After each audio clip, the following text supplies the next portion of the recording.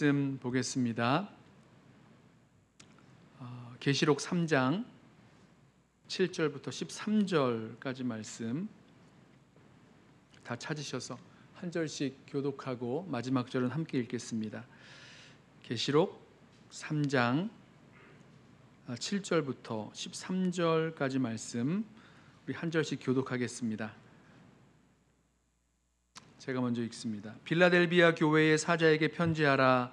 거룩하고 진실하사 다윗의 열쇠를 가지시니 곧 열면 닫을 사람이 없고 닫으면 열 사람이 없는 그가 이르시되 볼지어다 내가 내 앞에 열린 문을 두었으되 능히 닫을 사람이 없으리라. 내가 내 행위를 아노니 내가 작은 능력을 가지고서도 내 말을 지키며 내 이름을 배반하지 아니하였도다. 보라, 사단의 회당 곧 자칭 유대인이라 하나 그렇지 아니하고 거짓말하는 자들 중에서 며칠 내게 주어 그들로 와서 내 발 앞에 절하게 하고 내가 너를 사랑하는 줄을 알게 하리라. 내가 나의 인내의 말씀을 지켰은즉 내가 또한 너를 지켜 시험의 때를 면하게 하리니 이는 장차 온 세상에 임하여 땅에 거하는 자들을 시험할 때라. 내가 속히 오리니 내가 가진 것을 굳게 잡아 아무도 내 면류관을 빼앗지 못하게 하라. 이기는 자는 내 하나님 성전의 기둥이 되게 하리니 그가 결코 다시 나가지 아니하리라. 내가 하나님의 이름과 하나님의 성 곧 하늘에서 내 하나님께로부터 내려오는 새 예루살렘의 이름과 나의 새 이름을 그의 위에 기록하리라. 함께 읽습니다. 귀 있는 자는 성령이 교회들에게 하시는 말씀을 들을지어다.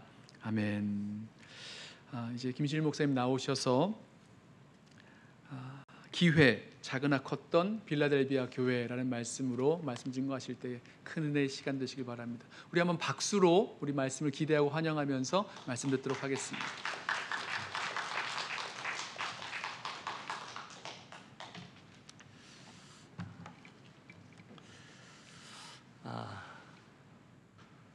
의미 있는 주일에 여러분 갑자기 이렇게 만나게 돼서 기쁘고 또 그 안에 담긴 하나님의 섭리 인정하며 말씀의 교제를 청하도록 하겠습니다. 제가 원래 이렇게 차분하고 점잖지 않잖아요. 근데 우리 이원 목사님 계속 여기 서 계시다가 보니까 저도 저기 앉아서 이원 목사님 톤이 됐는데 좀 지나면 이제 바뀌게 될 줄로 압니다. 저는 40주년 창립기념주일부터 시작해서 창립기념주일 9번 우리 달라스 연합교회에서 함께 지내게 되었습니다. 그리고 이제 같은 날 여러분을 또다시 만나게 되어서 너무 기쁘고 감사하고 그렇습니다. 일부 예배 멤버들 그대로 계시고요. 모르는 분들도 계시고 또 그리고 이렇게 정겨운 분들이죠. 우리 차집사님 네 분들 계시고 네 저희 우리 김집사님 네 변함없이 계시고 또 민집사님 네 너무 반갑고 그렇습니다. 우리 한 분 한 분이 다 소중하고 그분들에게 담겨있는 하나님의 스토리가 있는 것이죠. 그 여정 속에서 오늘 창립기념주일이라서 제가 거기까지는 생각을 못하고 이 집회니까 아주 열심히 설교를 준비했는데 두 개의 버전이 있습니다. 하나는 17장짜리 버전이고요. 하나는 2부 예배 생각해서 한어와 영어로 같이 해야 되니까 이것도 급하게 한 건데 줄여서 11장짜리 버전이 있습니다. 여러분 선택하십시오. 뭐 그런 걸 물어요, 그죠? 예. 눈치가 있어서 17장짜리를 위로 하고 네. 우리 11장짜리지만 하나님께서 저와 여러분에게 들려주실 음성이 있을 줄로 압니다. 제가 이제 미국에 오기 전에 사실은 캐나다에서 6년 반을 섬겼죠. 그 전에는 이제 엊그제 말씀도 나눴듯이 강원도 목회에서 저는 목회 여정을 시작했고 막 목사 안수를 받자마자 캐나다에 가서 6년 반을 섬기고 그러다가 다시금 미국으로 드림 컴스 트루 그래서 캐나디안 라이프가 이미 안정이 됐을 때입니다. 집도 사고 뭐 차도 2대고 교회 공동체도 잘 세워지고 뭐 그랬는데 어느 날 그 모든 것들을 딱 마침표를 찍고 미국으로 생판 모르는 곳으로 유학을 결정한 이유는 2003년도 2월에 에드몬턴이라는 곳에서 열렸던 선교 대회 때문이었습니다. 여러분 우리 달라스 연합교회도 그렇고 여러분 어쨌든 선교 대회를 조심하셔야 돼요. 선교대회는 분위기에 취해서 막 스님들도 손들고 헌신한다라는 이야기도 전해집니다. 수천 명이 모인 선교대회였습니다. 그런데 그곳에서 저는 노년의 미국 선교사님 한 분을 뵙니다. 그분이 설교 중에 당신의 마음에 있는 일평생의 소원 두 가지가 있다고 말씀하셨는데, 하나님 나라에 도착했을 때 이 두 가지 말을 듣고 싶다는 것이었어요. 하나는 그곳에 도착했을 때 주님에게로부터 듣고 싶은 말, well done, 잘하였도다 착하고 충성된 종아라는 칭찬을 듣고 싶으셨대요. 이해가 됐죠. 목사님이고 선교사님이시잖아요. 그런데 그분의 두 번째 듣고 싶다는 말이 저를 뒤집어 놓은 겁니다. 그것은 because of you라는 단어입니다. 당신 때문에. 즉 그분은 그날 주님의 나라에 이르렀을 때 당신보다 먼저 와 있던 수많은 사람들이 자기에게 막 달려오면서 because of you, 당신 때문에 우리가 이곳에 올 수 있었습니다라는 말을 듣고 싶다는 것이었어요. 그 순간 하나님이 이제 그곳에 있던 저를 뒤집어 놓으신 거죠. 무릎 꿇고 인생에 왜 몇 번 드리는 간절한 기도가 있잖아요. 눈물 콧물 다 뒤집어 놓고 간절히 기도합니다. 아버지, 저겁니다. 저도 제 인생 주님으로부터 well done 이라는 칭찬 듣고 싶고, 제가 모르는 사람들로부터 because of you 라는 말 듣고 싶습니다. 그리고 유학의 도전을 떠났죠. 그 순간이 저에겐 참 의미 있는 기회가 되었던 것입니다.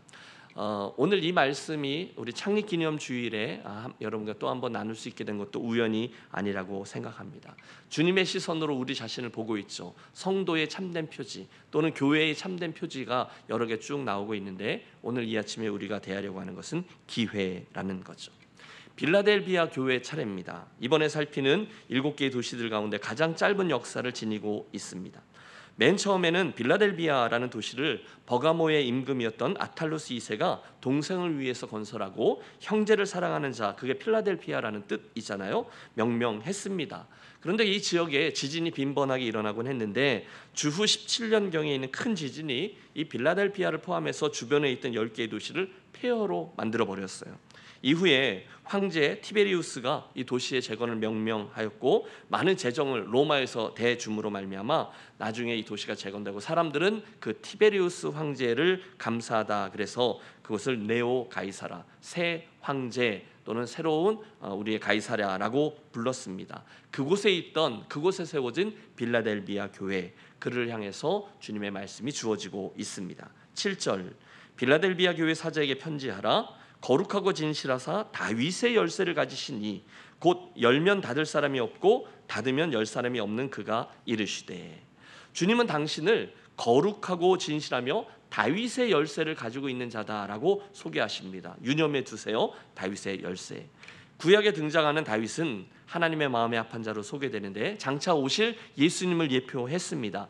특별히 열쇠 그러면 그 당시 사람들은 권위와 통치권을 의미한다라고 생각했어요. 주님이 다윗의 열쇠를 가졌다라는 것은 당신이 하늘과 땅의 모든 권세를 가지고 계시다라는 의미인데, 그 주님이 빌라델비아 교회를 칭찬하고 있습니다. 8절, 볼지어다 내가 내 앞에 열린 문을 두었으되, 상상력을 동원해 보세요. 열린 문이 열렸어요. 그 문을 교회에다 두었다는 거죠. 능히 닫을 사람이 없으리라. 내가 내 행위를 아노니 내가 적은 능력을 가지고도 내 말을 지키며 내 이름을 배반하지 아니하였도다. 빌라델비아 교회는요, 이 말씀에 따르면 큰 교회가 아니었습니다. 현실적으로도 그들은 무척 어려웠습니다. 지진이 계속되는 위험이 있었고 외적인 박해는 여전했고요. 그러나 그들은 끝까지 신실하게 충성되이 섬겼습니다. 그 모습을, 특별히 작은 것을 가지고 크게 섬기는 그 모습을 주님이 크게 칭찬하셨어요. 빌라델비아 교회야, 내가 가진 게 다른 교회들에 비해서 넉넉하지 않음에도 불구하고 최선을 다해 이렇게 나를 섬기는 모습이 참 귀하구나. 함께 기억하겠습니다. 주님은 저와 여러분이 얼마를 가졌는지, 얼마나 큰 것을 가졌는지 거기에는 별 관심이 없으시죠. 대신에 주님은 저와 여러분이 어떤 태도로 이 길을 가고 있으며 어떤 자세로 충성하고 있는지 거기에 관심을 가지세요. 특별히 주님은 사람들이 볼 때는 별것 아닌 것처럼 보이지만 그것 가지고 충성스럽게 섬길 때 놀라운 일들을 진행하는 걸 좋아하십니다. 부끄럽지만 좀 고백해 보죠. 저는요, 중간에 한번 크게 틀린 적이 있었습니다. 저는 제 인생의 슬로건이거든요. 한 번 사는 인생, 한 번 믿는 예수, 한 번 드리는 헌신. 그렇다면 그리고 나서 정말 최선을 다해서 인생을 살아가야 된다라고 생각했어요. 정말 훌륭하고 진짜 멋있고 정말 괜찮은 목사가 되고 싶었어요. 그래서 저 나름대로 리스트를 만들었습니다. 우선 공부 열심히 해야 됐어요. 그래서 학위도 따야 됐고요. 논문을 쓸 때 전 세계 신학계를 뒤흔들 만한 논문을 써야 했습니다. 목회도요, 설교 한 번 하면 베드로처럼 3,000명이 회개하는 일로 일어나야 됐고요. 상담 한 번 하면 울면서 들어왔던 이가 반짝반짝 웃으면서 떠나가야 했습니다. 기도도 제가 한 번 하면 암 환자가 벌떡벌떡 일어나야 되고요. 하늘에서 불이 떨어져야 했습니다. 성경 정도는 원어로 읽어야 돼서 히브리어, 헬라어, 라틴어, 독일어 정도는 마스터해야 됐습니다. 생각만 그랬다 이 얘기이죠. 그러니 생각해 보십시오. 여러분, 제가 그것들을 갖추기 위해서 얼마나 열심히 애를 썼는지 모릅니다. 그러나 동시에 생각해 보십시오. 그러기 위해서 가족들에게 늘 희생을 강요하며 난 이거 해야 된다고, 이걸 막으면 안 된다고 가족들을 너무너무 무시했었어요. 그런데 너무 많은 이야기가 있지만 결론적으로 하나님 그때마다 제게 말씀하셨어요. 내가 틀렸다는 겁니다. 사랑하는 종아, 내가 원하는 건 내가 그렇게 아웅다웅해서 이러저러한 것들을 잘 갖추어서 그런 조건들을 내놓았을 때 내가 그것을 너 잘했다고 너를 사용하는 게 아니야 라고 말씀하셨어요. 대신에 내가 내게 원하는 것은 빈 그릇이란다. 내가 너를 마음대로 사용할 수 있도록 필요한 건 내가 채워서 쓸 테니 걱정하지 말고 너의 빈 그릇을 내어놓으렴. 자세에 대한 이야기죠. 여러분, 많지 않아도 됩니다. 크지 않아도 됩니다. 정작 중요한 건 그 태도하고 자세인 거죠. 거기서 나온 얘기죠. 작은 것으로 크게 충성한 교회 빌라델비아 교회가 그렇기 때문에 주님으로부터 이 큰 칭찬을 받은 것입니다. 보세요, 여러분, 저도 9년 만에 왔는데 우리와 함께 믿음의 길을 가던 선배님들 한 분, 두 분 이 세상을 떠나고 하나님 나라로 이사하신 것을 봅니다. 마음이 아프죠. 그런데 우리가 수없이 지켜보았어요. 우리들에게 더 큰 울림으로 다가오는 분들은 예외 없습니다. 하나님이 있게 하신 곳에서 소박하게 요란하지 않게 그러나 우직하게 그 자리를 지키며 사명을 감당하는 분들이죠. 그분들이 진정한 영웅이죠. 화려하고 사이즈 그렇지 않아요. 진정성입니다. 그들은 흔들리지 않아요. 묵묵히 맡겨진 길을 갑니다. 그게 저는 변두리의 영성이라고 믿습니다. 물론 어떤 분들은요, 아니라고, 더 많은 것을 소유하면 더 큰 힘을 가지면 주님을 위해서 더 놀라운 일을 성취할 수 있다라고 이야기합니다. 그럴듯하죠. 그러나 여러분, 우리 예수님은 단 한 번도 그런 방법을 취하지 않으셨음을 기억하십시오. 오히려 그분은 12영 더 되는 천군 천사들을 동원할 수 있음에도 불구하고 하나님 앞에 순종하면서 소박하게 갈릴리 지역에서 3년간 있으면서, 아니 그 전에 30년 동안은 나사렛 목공소에서 머물면서 당신의 인생을 걸어가셨어요. 도살장으로 끌려가는 양처럼 일부러 강함이 아니라 약함을 택하셨어요. 높아짐이 아니라 낮아짐을 택하셨어요. 대접을 받는 게 아니라 먼저 섬김을 택하셨어요. 상석이 아니라 늘 아래쪽에 앉으셨어요. 군림하지 않으셨어요. 주님은 단 한 번도 자기의 권리를 주장하지 않으셨어요. 스스로 당신을 대속물로 내어주셨죠. 그분은 단 한 번도 중앙, 높음, 소유, 욕망을 취하지 않으셨어요. 그러나 묵묵히 있게 하신 곳에서 하라 하신 일을 하며 사명의 길을 가셨죠. 지금 빌라델비아 교회가 그랬다는 겁니다. 적은 걸 가졌어요. 그러나 그것 가지고 끝까지 충성했고 7개 교회들 가운데 가장 큰 칭찬을 듣습니다.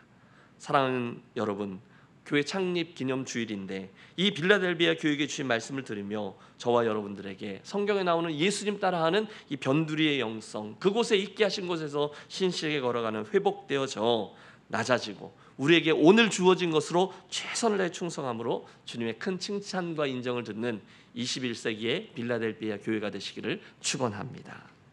그 칭찬에 이어서 주님은 그렇게 충성한 자들을 위해서 몇 가지를 약속하세요. 9절, 사단의 회당 곧 자칭 유대인이라 하나 그렇지 아니하고 거짓말하는 자들 중에서 몇을 내게 주어 그들로 와서 내 발 앞에 절하게 할 것이다 하는 거죠. 빌라델비아 교회를 핍박하고 대적하던 이들 가운데 결국은 그들이 예수를 믿고 그분을 주로 고백하는 일이 있을 것이다. 너의 교회를 통해서 영혼 구원의 역사가 일어날 것이다 라는 약속입니다. 따라해 주십시오.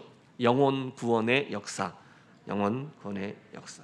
여러분, 어떻게 해서든지 저와 여러분의 인생과 우리 교회 공동체 행보를 통해서 영혼이 구원함을 얻는 일, 하나님께서 가장 기뻐하신 일들이 계속적으로 일어나게 되시기를 축복합니다. 아멘. 아멘 하신 분들은 그 열매를 따실 줄로 믿습니다. 아멘. 10절 두 번째 약속도 있어요. 내가 나의 인내의 말씀을 지켰은즉 내가 또한 너를 지켜 시험의 때를 면하게 하리니 이는 장차 온 세상에 임하여 땅에 거하는 자들을 시험할 때라. 어려운 상황이지만 쉽게 짧게 나갑니다. 주님이 끝까지 저들을 지키셔서 환난 가운데 보호해 주겠다라는 약속입니다. 그리고 11절의 말씀은 권면이에요. 내가 너희들에게 속히 오리니 내가 가진 것을 굳게 잡아 아무도 내 면류관을 빼앗지 못하게 하라. 그들이 가지고 있었던 것, 어제도 그런 말씀 많이 나누었는데 진리죠, 사랑이죠, 충성이죠, 믿음이죠. 이런 것들을 굳게 잡아 상급을 빼앗기지 않도록 하라라는 거예요. 그리고 나서 그런 이들에게 주시는 축복을 말씀하십니다. 우리 함께 12절의 말씀을 합독하겠습니다. 이기는 자는 내 하나님의 성전에 기둥이 되게 하리니 그가 결코 다시 나가지 아니하리라. 내가 하나님의 이름과 하나님의 성 곧 하늘에서 내 하나님께로부터 내려오는 새 예루살렘의 이름과 나의 새 이름을 그 위에 기록하리라. 아멘. 무슨 얘기죠? 이기는 자, 즉 지금 이 권면을 따라가는 자들에게는 내가 하나님 나라의 기둥이 되게 하겠다라는 약속입니다. 누구죠? 이기는 자, 적은 것으로 충성하는 자들, 저와 여러분이 꿈꾸는 그런 인생인 거죠. 그들은 이렇게 만들어주겠다라고 말씀하셨습니다. 자, 이상이 오늘 본문인데요. 저는 창립기념주의를 맞은 달라스 연합교회에게 이 본문에 나오는 세 가지 중요한 이미지들을 적용하며 우리 자신을 반추해 보려고 합니다. 세 가지 중요한 이미지인데 첫 번째는 7절에 나오는 아까 말씀드렸죠, 다윗의 열쇠라는 이미지입니다. 두 번째는 8절 빌라델피아 교회에게 두셨다라고 말씀하신 열린 문이라는 이미지입니다. 여러분 그림을 그리십시오. 그리고 세 번째가 12절에 나오는 하나님 성전의 기둥이라는 이미지입니다. 여러분 좀 생뚱맞지만 이 본문에 나오는 예수님이 빌라델피아 교회하고 이야기할 때 사용한 세 가지 중요한 의미가, 이 이미지가 사실은 교회 공동체에서 가장 중요한 사명과 존재 방식과 밀접히 관련되어 있다는 얘기예요. 그 말씀을 나누려고 하는 겁니다. 먼저는 다윗의 열쇠입니다.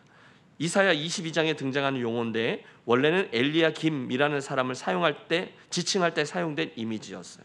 신약의 예수 그리스도를 예표한다고 보죠. 주님은 하늘과 땅의 모든 권세, 특별히 구원의 권세를 가지고 문을 열었다 닫았다 하시는 분이십니다. 그분이 문을 여십니다. 그러면 그 문을 닫을 자가 없어요. 그분이 구원의 문을 닫습니다. 그러면 그 문을 열 자가 없죠. 우리 주님이 우리의 구원을 결정하세요. 여러분, 우리 예수님이 우리들에게 구원의 문이심을 믿습니까? 그분이 구원을 결정하세요. 그런데 그 다윗의 열쇠라는 이미지는 당연히 문과 연결되어 있죠. 빌라델피아 교회에게 두신 열린 문과 밀접히 관련이 있어요. 8절 볼지어다 내가 내 앞에 열린 문을 두었을 때 능히 닫을 사람이 없으리라. 여러분, 예수께서 구원의 열린 문을 어디에 두셨다고요? 교회에게 두셨다는 거예요. 너에게 두었다는 거예요. 이게 중요해요. 구원을 결정하는 열쇠는 당신이 쥐고 있는데 그 문을 열어서 누구에게 주셨어요? 교회에게 주셨다는 거예요. 달라스 연합교회에게 주셨다는 거예요. 여러분 이게 무척이나 의미심장합니다. 어떤 이들은 자기들의 경험 때문에 교회를 하찮게 여기고 별것 아닌 것처럼 교회에 대해서 뭐 이렇게 저렇게 쉽게 이야기할 수 있는데 절대로 그렇지 않아요. 우리가 왜 교회를 구원의 방주라고 이야기하나요? 구원의 열린 문을 교회에게 주셨기 때문이라는 거죠. 어떤 이들은 말합니다. 왜 꼭 교회를 가야 되냐고. 많은 이들이 아직도 말하죠. 나는 당신들이 말하는 그 편협함이 싫다는 거예요. 왜? 착하게 살고 남들에게 피해 안 주고 그렇게 사는 사람들이면 그러면 천국 가는 거지. 왜 꼭 교회를 와야 되느냐? 이유는 하나죠. 예수께서 구원의 열린 문을 어디에 두셨어요? 교회에 두셨다는 거예요. 사람들은 그게 싫은 거예요. 너희들의 그 독선이 싫다는 거예요. 문이면 다 문이지 뭘 그걸 갖고 까다롭게 드느냐라고 항변하지만 여러분 그들이 아무리 우겨도 주께서 이미 그렇게 선택하시고 해놓으신 문은 교회에 두셨다는 거죠. 물론 지금은 아직 기회가 있습니다. 사람들은 아직 그 구원의 열린 문을 들어올 수 있어요. 그러나 오늘 본문의 말씀을 보십시오. 한순간 그 구원의 문은 닫힐 것입니다. 그 문은 좁습니다. 사람들은 여전히 복음을 좋아하지 않아요. 그런데 우리는 전도에 미련한 것으로 계속 이 일을 하는 거예요. 왜 그렇게 전도지 갖고 나아가는지. 옛날에는 뭐 CD 갖고 나가고 테이프 갖고 나가고 또 뭘 쪽지 갖고 나가고 물 가지고 나가고 왜 그렇게 미련하게 선교에 미련한 것을 계속 하는지. 그거 그래서 되냐? 아니요. 그럼에도 불구하고 계속 그 일을 합니다. 이유는 하나입니다. 그 열린 문이 우리 교회가 본질적으로 수행해야 되는 일이기 때문인 거죠. 여러분 레슬리 뉴비긴이 외쳤어요. 교회 가지고 고민하다가 우리가 똑같은 얘기죠. 무엇으로부터 구원을 받느냐, 이거 굉장히 중요하죠. 죄와 사망으로부터, 멸망으로부터 구원함을 받죠. 이게 복음이잖아요. 그런데 그것과 똑같이 무엇을 위한 구원인가도 중요하다. 여러분 이해가 되십니까? 여기서 선교의 당위성이 나오는 거잖아요. 우리가 죄와 허물에서 구원받아, 나 구원받았네, 너 구원받았네, 구원의 티켓을 주머니에 넣고 여기서 살다가 천국으로 이사가는 게 아니라는 거죠. 구원을 받는 것도 중요해요. 죄로부터 구원을 받아요. 그런데 무엇을 위한 구원인가도 똑같이 중요하다는 거죠. 열린 문의 사명 때문입니다.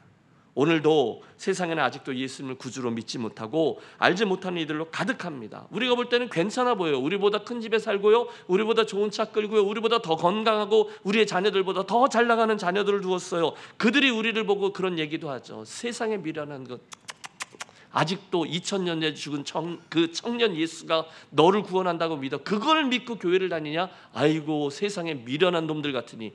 그게 십자가를 향한 세상 사람들의 그때나 지금이나 똑같은 태도인 거죠. 왜 인생을 그렇게 사냐는 거예요. 그래서 십자가는 아래에서 본 사람들에게는 미련한 것입니다. 내려오라는 것입니다. 그러나 여러분 늘 그랬습니다. 설명이 되지 않아요. 이것은 믿음으로 고백하고 받아들이는 거죠. 누구도 십자가에 대해서 호의적이지 않습니다. 그런데도 그런 세대를 향해서 주님은 변함없는 사랑으로 지금까지 같은 일을 하고 계세요.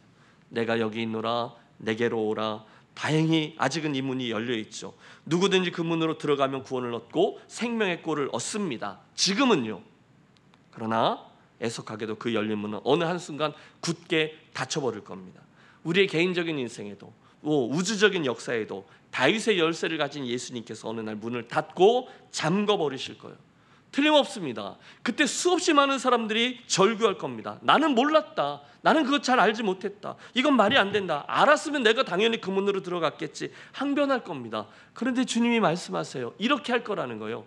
불법을 행하는 자들아 내게서 떠나라. 나는 너희를 도무지 알지 못한다. 여러분 이런 무시무시한 일이 우리 앞에 놓여져 있어요. 감사하게도 우리에게는 아직 그 열린 문의 사명을 감당할 수 있는 기회가 있습니다. 열려 있어요. 이 사실을 기억할 때 우리는 성도와 교회의 순명인 그 영혼 구원의 사명을 감당할 수 있습니다. 목사님 제 코가 석자인데요. 우리 교회가 지금 당장 해야 될 게 이런 건데요. 우리가 언제 다른 사람들에게 관심을 갖고 구원을 하고 그들에게 전도하고 선교하는 일을 그렇게 계속합니까? 당장 우리부터. 아니요. 성경은 동시에 함께하라고 얘기한 거죠. 로마서 8장에 보면 사도 바울은 구원받은 이의 기쁨을 가슴 벅차게 노래하죠. 자기 아들을 아끼지 아니하시고 우리 모든 사람을 위하여 내어주시니가 어찌 그 아들과 함께 모든 것을 우리에게 은사로 주시지 아니하겠느뇨. 그리고 그가 쭉 얘기해요. 내가 확신하노니 사망이나 생명이나 천사들이나 권세자들이나 현재일이나 장래일이나 능력이나 높음이나 기쁨이나 다른 아무 피조물이라도 우리를 우리 주 예수 그리스도 안에 있는 하나님의 사랑에서 끊을 수 없느니라. 할렐루야 하고 외칩니다. 그런데 바로 로마서 9장으로 넘기면 분위기가 완전히 다운됩니다. 그는 이렇게 말합니다. 거짓말이 아니라 진짜인데 사실은 내게 그런 기쁨과 동시에 큰 근심이 그치지 않는 고통이 있다라는 거예요. 그게 뭔가 했더니 그가 목소리를 깔아서 이렇게 얘기합니다. 나의 형제 곧 고륙의 친척을 위하여 내 자신이 저주를 받아 그리스도에게서 끊어질지라도 원하는 바로라. 사도 바울이요 이방인의 사도가 돼서 복음을 전하고 다른 이들에게 얘기하면 그들이 예수 믿고 돌아오는데 자기의 동족인 이스라엘 백성들이 유대인들이 끝까지 복음을 거절하는 모습을 보면 너무 안타까워하고 있는 거예요. 그래서 기도한 거죠. 주님, 저들이 구원받을 수만 있다면 내 자신이 저주를 받아 그리스도에게서 끊어질지라도 괜찮습니다. 그렇게 해주십시오. 놀라운 기도입니다. 어떻게 그런 일이 가능할까요? 여러분 도전이 되지 않으세요? 우리는 다른 저분이 예수 안 믿어서 천국에 들어가지 못하고 멸망할 수밖에 없다는 사실로 인해서 별로 안타까워하지 않는데 사도 바울은 그들을 위해서 내 자신이 저주를 받아 끊어질지라도 괜찮으니 그들을 구원해 주십시오라고 기도를 하고 있다는 거예요. 사도 바울이라서 그럴까요? 아닌 거죠.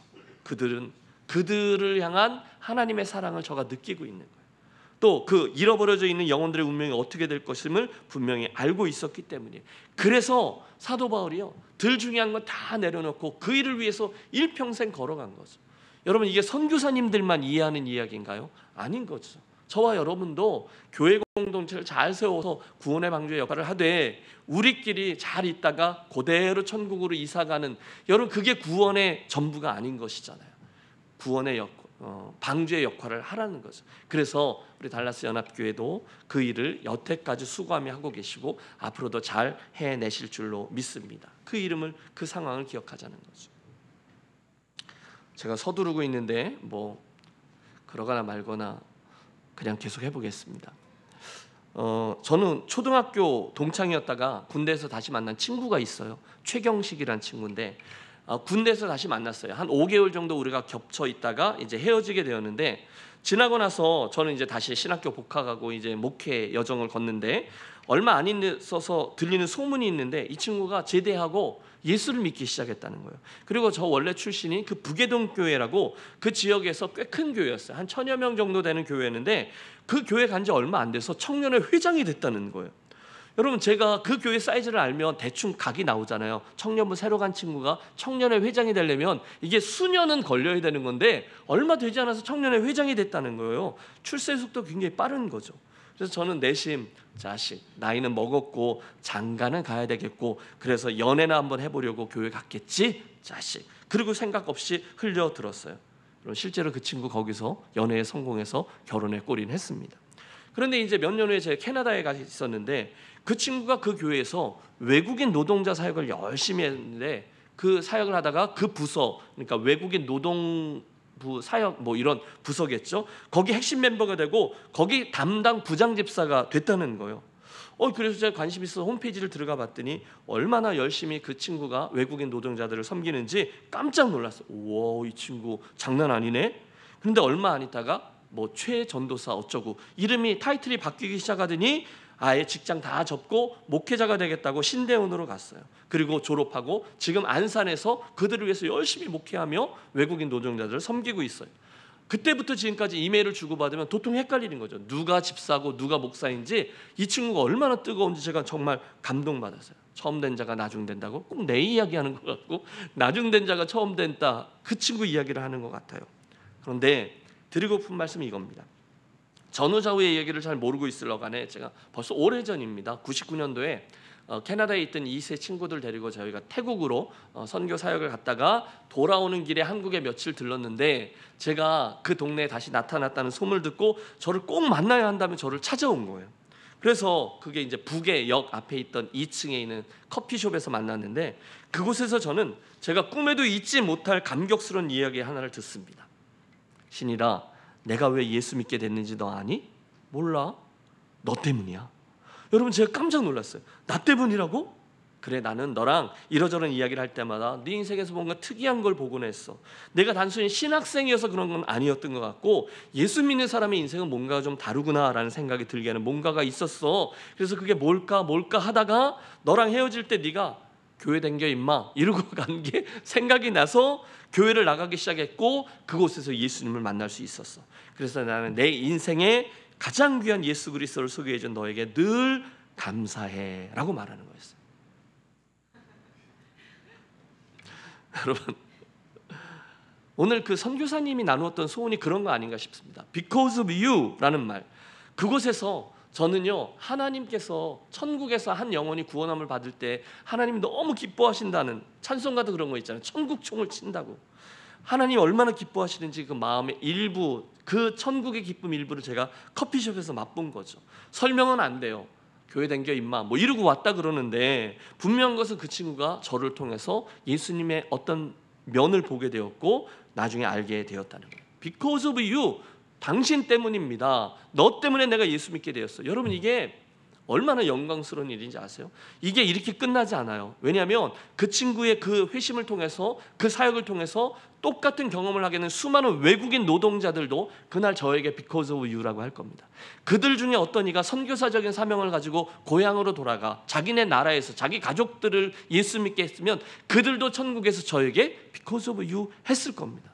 우리 달라스 연합교회가 파송한 5분의 파송 선교사님들, 그들을 통해서 여러분 그들만 보지 마십시오. 그들에게 일어난 수많은 하나님의 이야기들이 여러분의 간증이 여러분의 자랑이 될 것입니다. 그날 Because of you, 너 때문에. 여러분 이게 웬 영광입니까? 한 영혼이 천하보다 귀하다라는 말씀을 저는 믿거든요.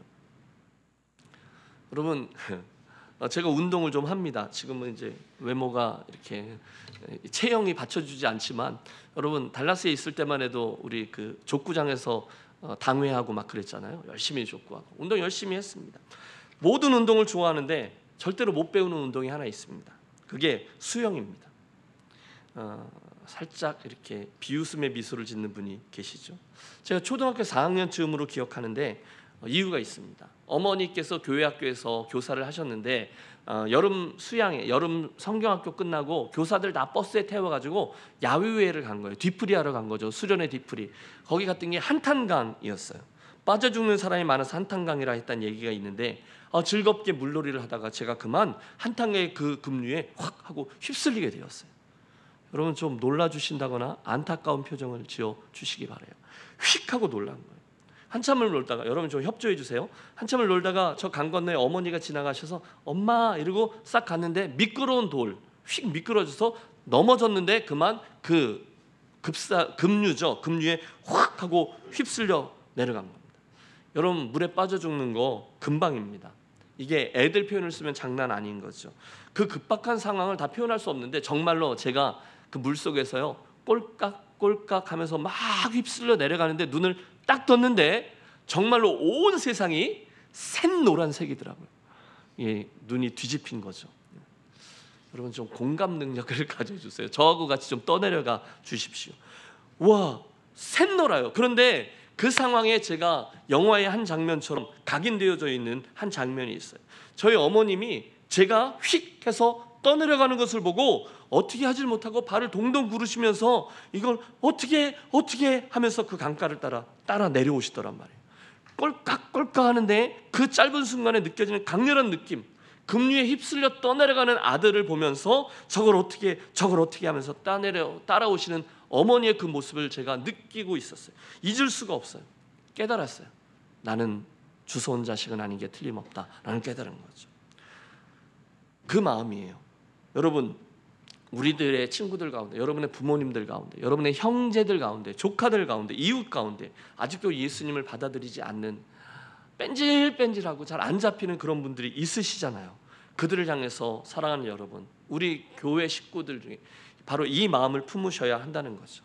저걸 어떻게 하나밖에 없는 내 아들, 하나밖에 없는 이대독자 내 아들 그대로 두면 빠져 죽는데, 여러분 그대로 적용하시죠. 그대로 두면 멸망하고 마는데, 여러분이 멸망이 잠깐 1, 2년 지났다가 다시금 재기의 기회가 주어지는 이런 멸망이 아니잖아요.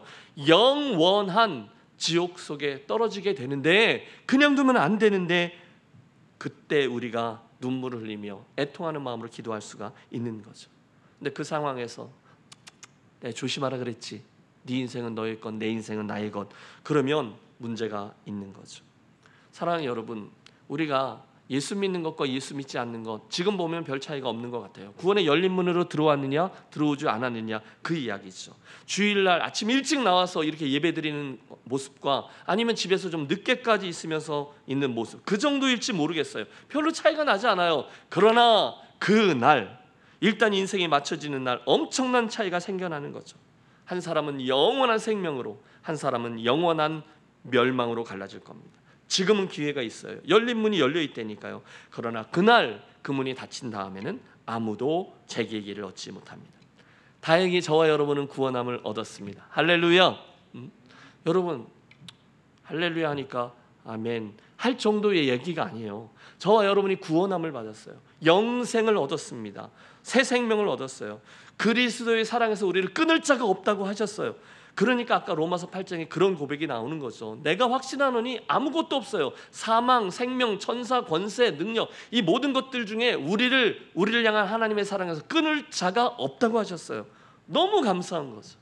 너 좋냐? 예, 너무너무 감사해요. 저 예수 믿게 된 거 너무너무 기뻐해요. 그런데 너 혼자 구원받았다고 기쁘냐? 그때 예 라고 말하려다가 우리가 입을 함구하는 거죠. 오늘 내가 바라보는 것은 무엇인가? 내가 지금 무엇을 향해서 나아가고 있는가? 말을 못합니다. 바로 그 순간에 그 교회에서 물찬 돼지라고 불리우던 이인철 선생님이 그림과 같이 수영을 해오더니 그 한탄강의 급류에서 어린 제 팔을 딱 잡고 건져내 주신 겁니다. 여러분 이인철 선생님께 감사하는 마음을 품어주시기 바랍니다. 저는 지금 그분이 어디 사시는지, 그분이 어떤 모습으로 계시는지 알지 못해요. 그러나 저는 아직도 그분의 이름 석자와 그분의 그때의 그 얼굴 모습을 기억하고 있어요. 아니 절대로 잊지 못할 겁니다. 왜요? 물에 떠내려가서 한탄강에 빠져 죽는, 뉴스에 실릴 만한 그 일에 있던 저를 살려준 문자 그대로의 생명의 은인이기 때문이죠. 사랑하는 여러분, 달라스 연합교회, 그래서 뭘 어떻게 하자는 것입니까? 우리가 그래서 우리의 인생을 들여서, 남겨진 인생의 여정을 통해서 우리 교회를 잘 세워서 도대체 뭘 어떻게 하자는 것일까요? 이 일입니다.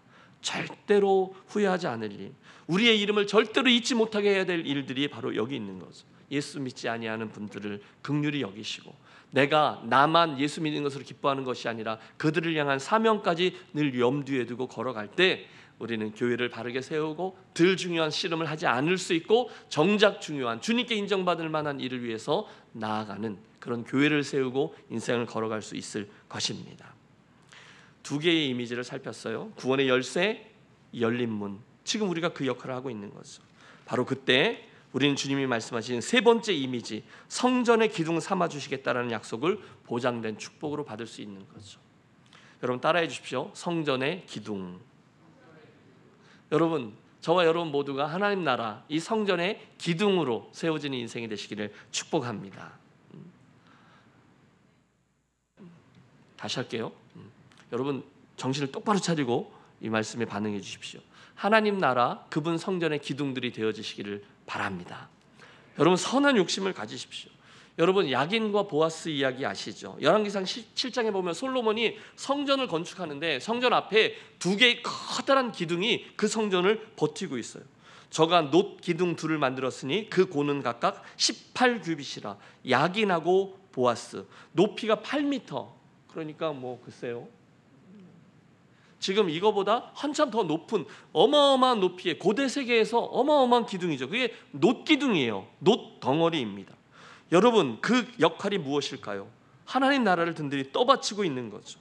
저는 그런 소원을 갖습니다. 하나님, 우리 달라스 연합교회에 계신 성도분 한 분 한 분이 하나님의 나라를 든든히 세우고 떠받들고 있는 역할을 감당하는 인생 살게 해 주옵소서. 오늘 그런 생각을 할 때 본문 12절이 우리들에게 말씀을 겹쳐주고 있어요. 이기는 자는, 즉 그런 선한 욕심을 가지고 순종하는 자는 내 하나님 성전의 기둥이 되게 하리니. 여러분 초기에 서두에 말씀드렸죠. 빌라델비아 교회는요 큰 교회가 아니었어요. 많은 것을 풍족하게 가지고 있던 교회가 아니었어요. 그런데 자기들이 가진 걸 가지고 충성했어요. 그랬더니 주님이 빌라델비아 교회와 그 성도들에게 하나님 나라 성전의 기둥이 되게 해 주시겠다라고 약속하십니다. 여러분 얼마나 영광스러운 일입니까? 내가 뭐 하겠습니다 이런 의미가 아니죠. 그분이 인정해 주는 하나님 나라의 기둥. 그런데 여러분 그 기둥이 더 영광스러운 이유는요, 주님이 친히 그곳에다가 하나님의 이름과 새 예루살렘의 이름과 주님의 새 이름을 기록해 주실 것이기 때문입니다. 이번에 달라스 온다 그래서 이제 뭐 말씀을 준비하고 뭐 있었던 이야기들 뭐 하나하나 다 떠오르죠. 그 이야기들을 쭉 돌이켜 보는데 여기서 그런 생각이 들었어요. 어떤 한 가정이 생각나는 거죠. 충성, 기둥. 그러면 그 가정의 생각, 물론 여러분 뭐 다른 분 이야기를 할 건데 여기 계신 분들의 지금 섬김의 모습을 뭐 평가절하할 의도는 전혀 없습니다. 그런데 그분의 그 모습이 너무 인상적이어서 좀 나눠보도록 하죠. 어느 주일에 설교를 하러 여기 이제 달에 올라섰는데 처음 보는 젊은 부부가 저쯤에 앉아 있는 거예요. 지금 전사님은 그쪽에 앉아 있는 거예요. 근데 일단 분위기가 심상찮아요. 전혀 호의적이지가 않아요. 억지로 나와서 앉아 있는 거죠. 사연이 있습니다. 이분들도 보통의 사람들이 생각하듯이 예수 믿는 사람들은 정말 정상이 아니야, 한심한 사람들이야 라고 생각하던 분들인데, 이분들이 저 달라스 남쪽에 그 세탁소 하셨어요. 근데 이제 큰 세탁소가 아니라 좀 이렇게 허름한 세탁소인데 그걸 팔고 사고 할 때 그때 그 리얼터가 우리 소천하셨잖아요. 우리 정기섭 장로님이셨는데 이분이 하도 우리 교회 한번 나와봐라. 우리 교회 목사님도 새로 왔고 그런데 너무 좋다. 하도 권하시니까 예의상 어른이 저렇게까지 말씀하시는데 예의상 한 번은 좀 나가드리자. 그리고 그날 나오신 거예요. 그러니까 여러분 분위기가 파악되시죠? 그래서 이제 예배 마치고 저는 그날 이제 무슨 설교했는지도 기억납니다. 그때 그분들의 표정을 잊을 수가 없어요. 그리고 이제 저리고 가서 제 사무실 앞에 거기 이제 새가족실로 이제 모시고 가서 그때는 소파가 있었는데 거기 이렇게 앉아갖고 차를 한 잔 나누는데 여전히 호의적이지 않으세요. 억지로 끌려온 사람이니까. 한 번 왔다가 갈 건데 뭐 여기까지 들어오라고 그러냐 그런 거죠. 그러니까 여러분 목사가 가진 게 눈치밖에 없잖아요. 뭐 이런 양반들이 다 있어? 라고 생각하지만 제가 또 한 성격하는 프로페셔널 페스토잖아요. 그래서 이 썰렁한 분위기를 극복하려고 뭐 갖은 감언 이설과 함께 농담을 던졌어요. 아니 이민 생활을 그렇게 오래 하셨는데 교회도 안 나가 보시고 뭐 하셨어요? 라고 물었어요.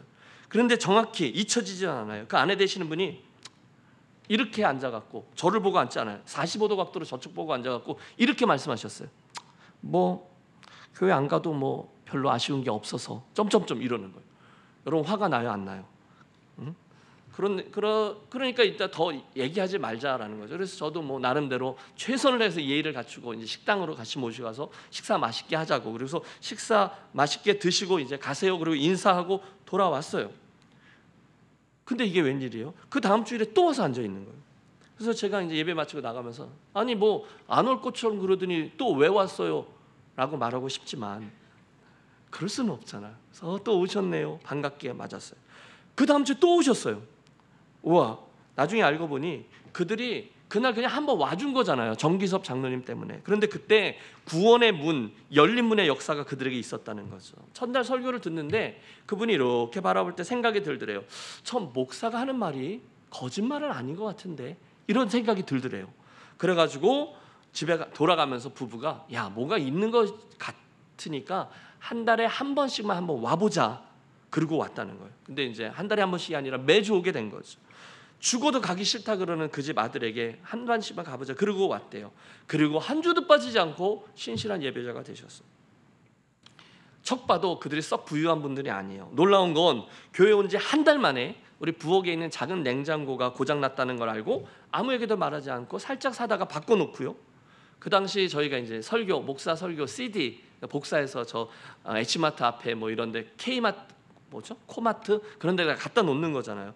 직접 자기가 그거 하겠다고 해서 설교 CD들 이 장 만들어서 착착 조립해서 그거 끼워놓고 몇 년간 설교 카피하는 사역을 충성스레 감당하셨어요. 그러다 제자 훈련 남자 반 여자 반 남편과 아내가 따로따로 들어오고 우리 교회 그 당시 이제 EM 미니스트리 막 시작할 때였거든요. 그래서 함께 세팅하고 좋은 영어권 교회를 잘 세우시고 5년 만이었어요. 제 기억으로 분명히 기억합니다. 우리 달라스 연합교회 역사상 예수 믿은 지 가장 빠른 시기에 가장 빠르게 안수집사로 세워진 분들이죠. 충성스럽게 봉사하다가 암이 재발해서 결국 주님의 부르심을 받았죠. 이 자리에 없으니까 제가 이제 편하게 한 말이죠. 그분 생각할 때마다 눈물이 납니다. 가슴이